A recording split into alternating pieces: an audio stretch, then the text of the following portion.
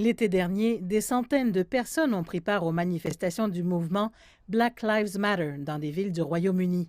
La colère suscitée par la mort de George Floyd aux États-Unis avait déclenché ce mouvement. Maintenant, une commission mise en place par le gouvernement britannique affirme que le Royaume-Uni n'a plus de racisme institutionnel. Il existe des disparités dans les domaines de l'éducation, de l'emploi et du maintien de l'ordre, mais ce qui est intéressant à propos de ce rapport, c'est qu'il ne les considère pas comme du racisme. Le rapport a révélé que les enfants des communautés noires, ethniques et minoritaires réussissent aussi bien à l'école ou mieux que les élèves blancs, et l'écart de rémunération entre les blancs et les minorités est tombé à 2,3 Je crois qu'ils ont proposé 24 idées intéressantes pour promouvoir l'égalité des chances.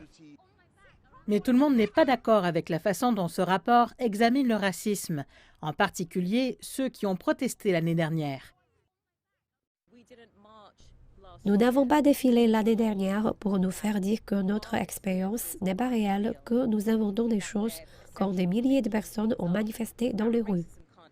D'autres affirment que le rapport ne reconnaît pas qu'il existe un racisme structurel.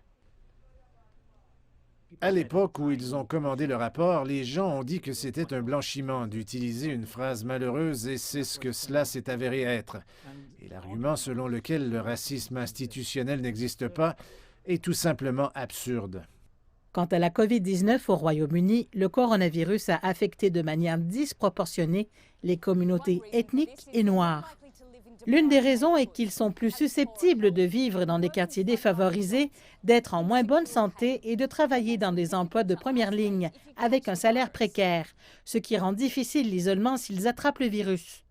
Maintenant que les vaccins sont en cours de déploiement, certaines personnes dans ces communautés hésitent à les prendre, ce qui laisse craindre que la maladie ne devienne endémique dans les zones racialement diversifiées et défavorisées. Mais le gouvernement dit que tout cela n'a rien à voir avec le racisme.